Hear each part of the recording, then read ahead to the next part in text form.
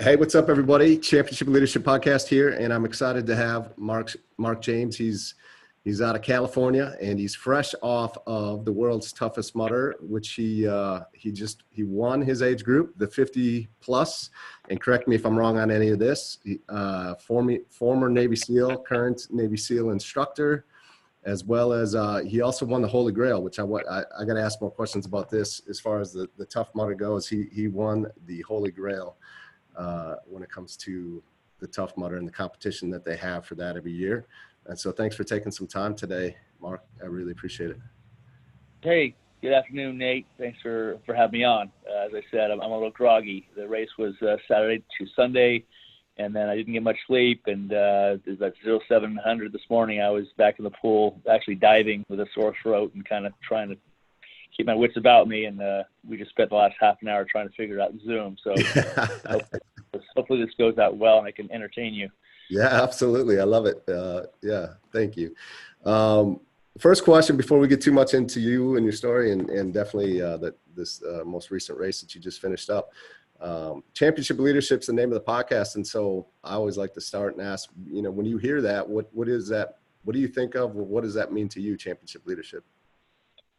Well, it kind of go hand in hand. I mean, to be a good leader, you have to be a champion. To be a champion, you got to be able to lead. Two strong attributes to any athlete or person who wants to succeed in life.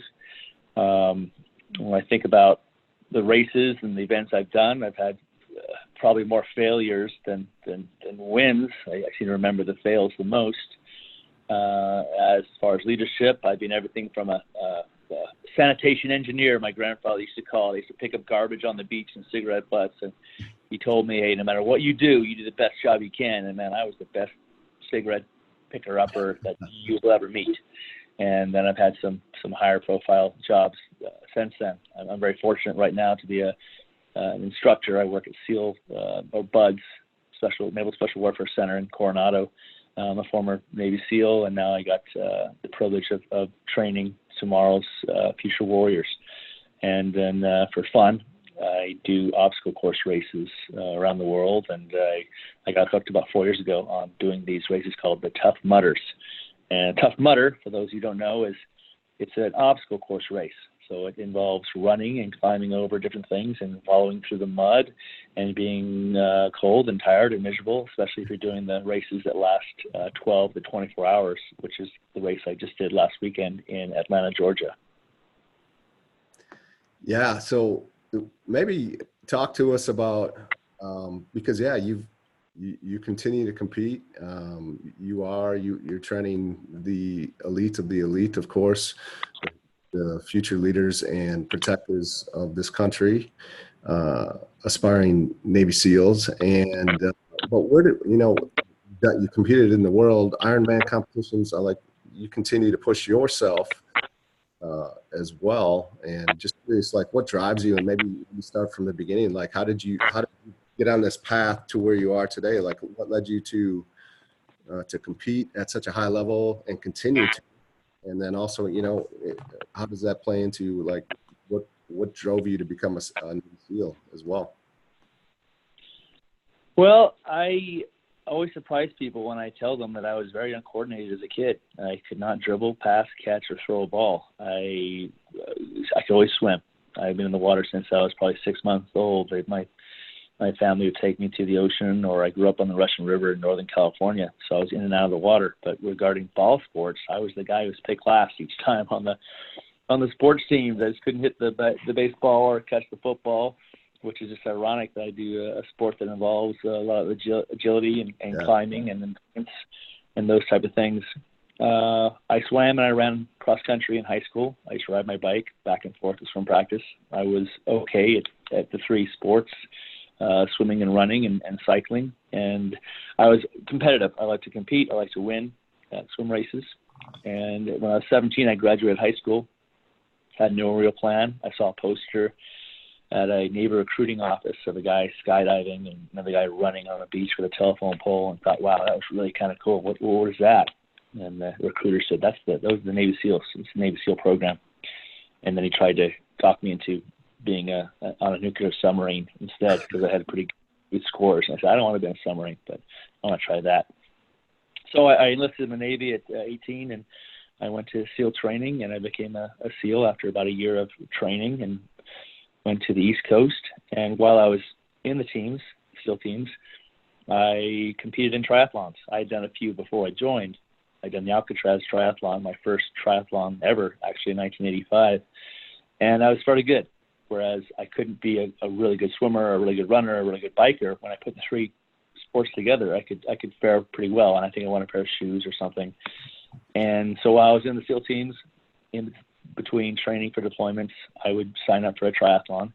Sometimes it was a little tricky because I'd be in the field for 7 or 8 days eating these MREs. I don't know if you remember eating those things. Yeah. And I'd be sitting in a I don't know, in some cave or a bush or a desert or snow somewhere, and I'd come out and try and race. And it was very hard to be competitive. So I left the Navy after about 5 years of service. I left pretty early and pursued a career as a professional triathlete, which sounds really like it make tons of money, which I really didn't. I did the Hawaii Ironman.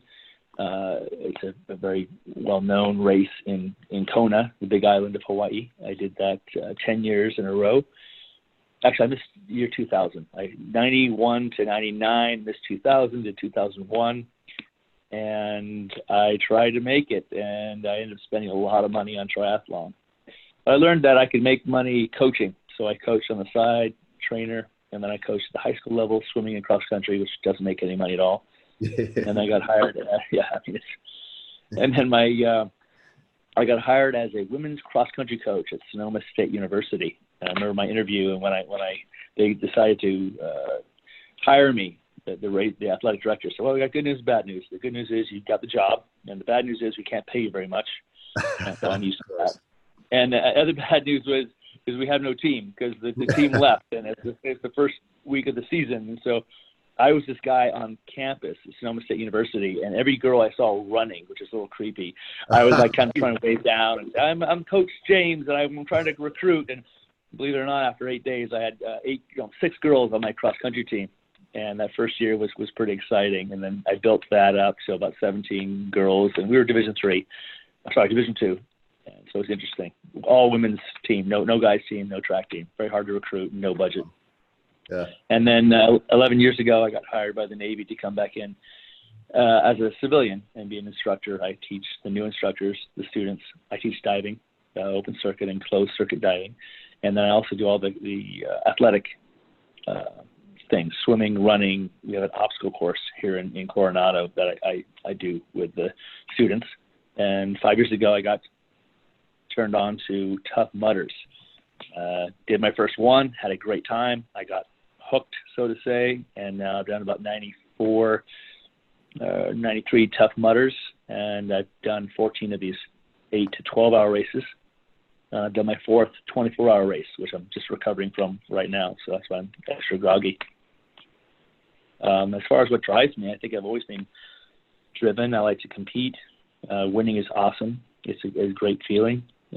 Finishing something you start, and no matter how enduring it is, and seeing that finish line and crossing that finish line and looking back and thinking about all the training and stuff you put in is really rewarding.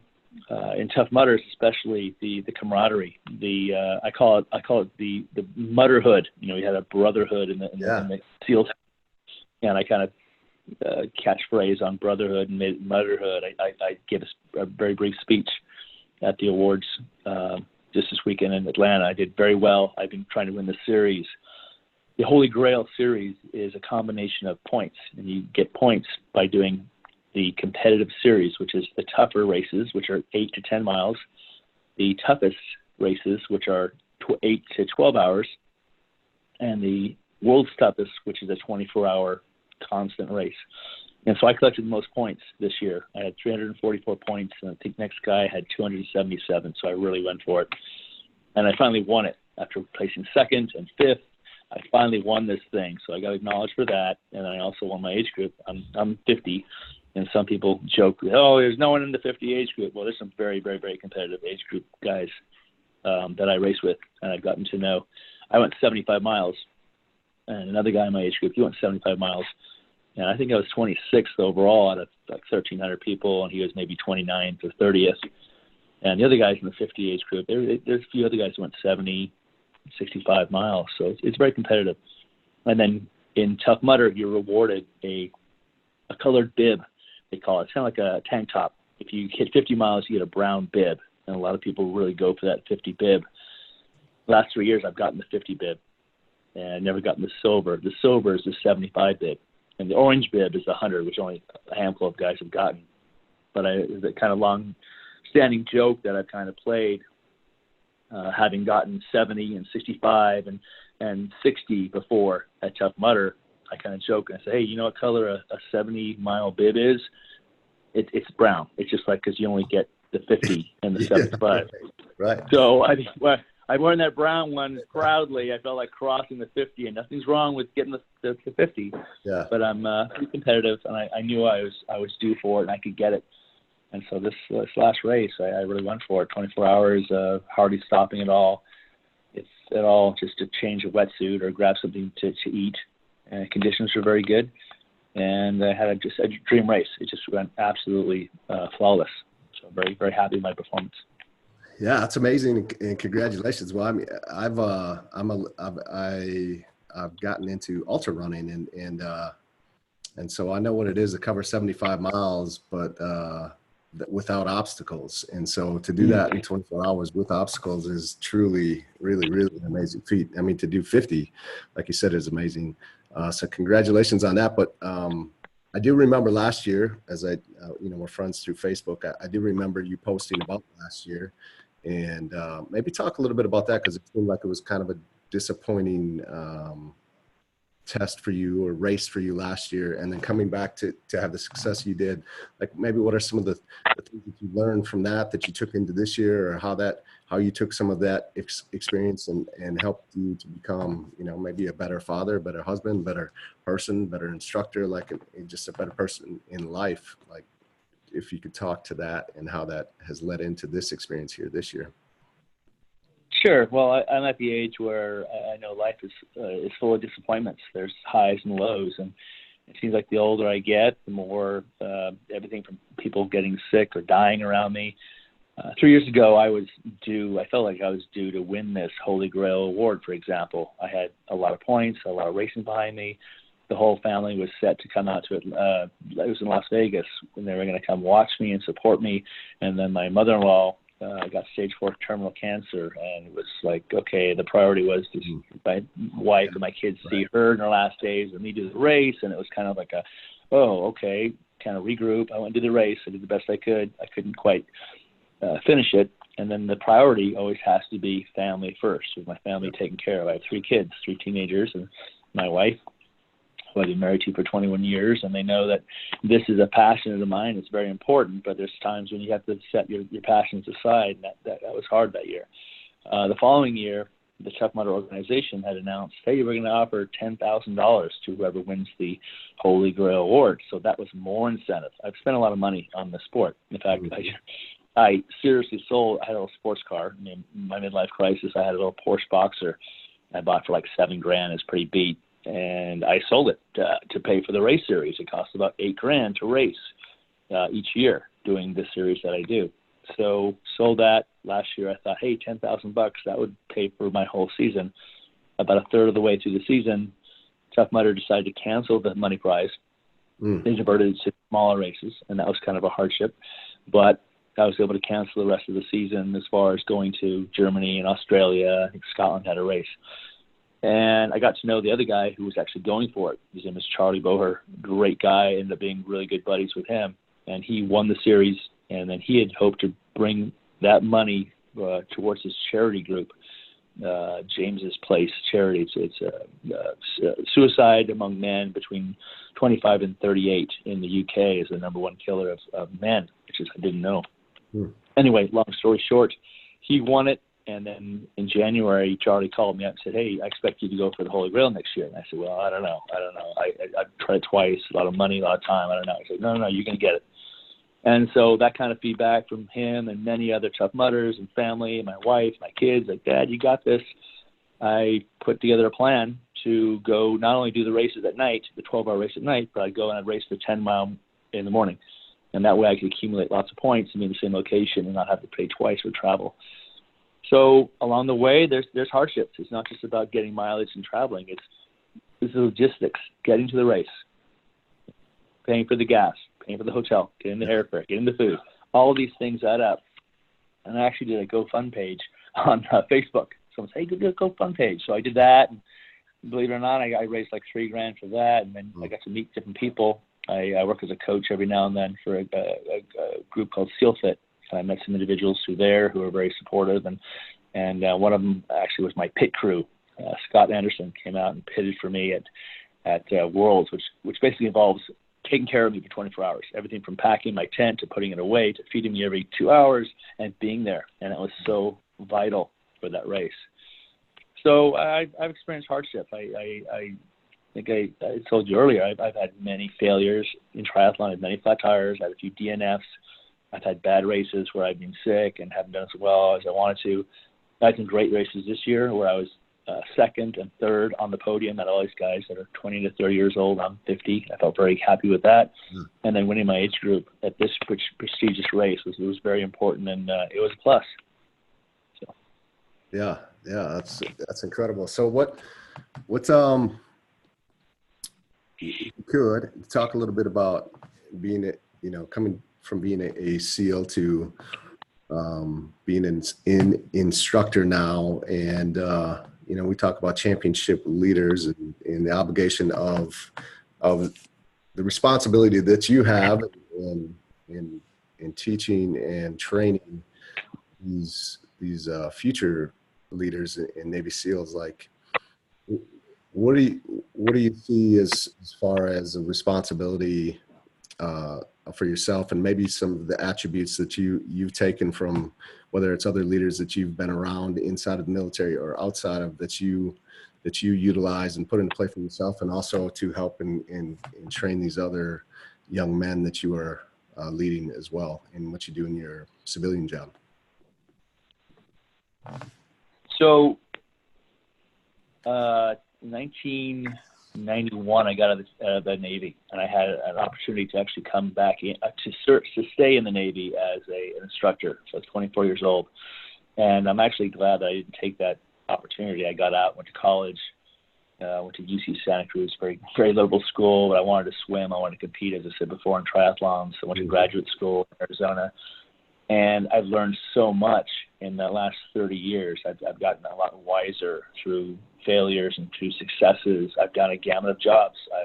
I've done everything from being a park ranger to a state lifeguard to a beta tester on software to a gutter cleaner to a juvenile hall teacher to a college coach. And I've learned the highs and lows of jobs. I've learned what a good leader is. I was in 3 platoons. I have my own experience with a good officer in charge, bad officer in charge, good leaderships. Yeah. And certain attributes that I've found as a leader is someone who can listen to his people and kind of take what they're saying with a grain of salt, and know when to take advice and know when to take constructive criticism, which is very hard to do in my community. Being able to take someone telling you, hey, this isn't a good idea. Sometimes we're really hard-headed and we want to do things our own way. And I think failure has been a good thing in many instances where I've learned, wow, I failed this. What could I do better? Whether it's a race or a job or something with the family, an argument with my wife, or my kids are driving me nuts, and I've had to kind of recalibrate and simply breathe and think upon it instead of acting impulsively and just lashing out. I kind of have to regroup, and maybe I'll go out for a long run, which is probably the healthiest way that I can deal with things. You ask why do I do these things? A lot of times I think through life, the different stresses, especially as a SEAL, it's very, very high, intense, demanding work where you're training constantly. Ultimately, you go to war, potentially to kill someone or take someone out or capture something or do something, and it's hard to come down from that rush. And so what I learned to do is to regroup by working out, swimming or running or biking. Friends of mine would lift, or they do martial arts, or they do archery or shooting or something constructive. Because if you turn to an alternative, which is sometimes alcohol or drugs, that just leads nowhere. Yeah. Don't get me wrong. I love red wine. I probably have half bottle of Pinot Noir every night. Yeah. And I enjoy drinking wine. But if you let alcohol consume your life, then you're going to fail. And in the military, there's a zero tolerance. I've seen at least a dozen of my students go away for alcohol-related incidents, and there's no tolerance. And drugs is another thing. They get drug tested maybe every 10 days. They have to do urinalysis. And any kind of substance in their body that's illegal, they're gone. They're gone from not only the SEAL program, but they're gone from the Navy. Mm-hmm. So I've seen things happen, and it's really sad when people they alternate. They go into that realm of like, I need to escape, and they take the wrong path. So it's been an exciting 12 years being an instructor. It's much different than being a SEAL or going through. Every now and then I still have flashbacks. I mean, I put 30 classes. No, I'm sorry. I put 60 classes. I'm fading here. I put 60 classes through training. So that is the equivalent of about 2,200 SEALs that I put through training. And I've had some incredible people come through. I've had some Olympic athletes. I've had some Rhodes Scholars. I've had some guys who should be making millions of dollars on Wall Street. Instead, they wanted to be Navy SEALs. And it's been exciting training them and seeing them make it from ground day one, where they're little white-shirted, we call them tadpoles, to a year later. They are out the door, ready to deploy and ready to go to war. That's incredible. What I know I do appreciate you coming on, because of coming off with the world's toughest mudder and then having really no time to recover. So I'm going to wrap this up with what are one or two things that you could, from all the experiences that you've had in your life, you could share with the listeners to help them, and something that maybe they could take and implement right away and just move themselves forward in life. Pieces of well, this isn't original advice, but something that I do during a race is I just try and stay in the current moment. I try not to dwell too much on the past, about what mistakes I've made. I don't think too much about the future, about what mistakes might happen in the future, unless it's a positive thought. So just try and stay in the moment. And this race, this 24-hour race, I really had to ground myself throughout the race and say, okay, think about what I'm doing right now. Stay in the moment, as opposed to, oh my God, I have 22 hours left. Yeah. And it's so daunting to think about that, or think about, oh, it's going to be so much colder. It's 40 degrees now. It's going to be 28 degrees tonight. What's going to happen? And the worry, and I think a lot of people get overconsumed with worry. Same thing, and I see this in SEAL training. They have this element called Hell Week, and it goes from Sunday night to the following Friday. And the majority of the people, they quit on Monday night. They right before the sun goes down. They line up. There's a bell. They ring the bell 3 times and they're out. And then maybe a handful will quit on Tuesday night. But after Tuesday, nobody quits. Wow. And you think people get tired, and Wednesday and Thursday they quit, but Friday afternoon there's still the same amount as Tuesday night. So staying present. There's all kinds of Navy SEAL cliches. Improvise, adapt, overcome, deal with adversity. We tap into all those different things. Stay in the moment and realize that life is hard, and you just got to deal with it. And if it gets too hard, then reach out to your friends and family and community, or mentors, counselors, therapists, whatever, and just get help if need be. But otherwise, have fun, soak it up.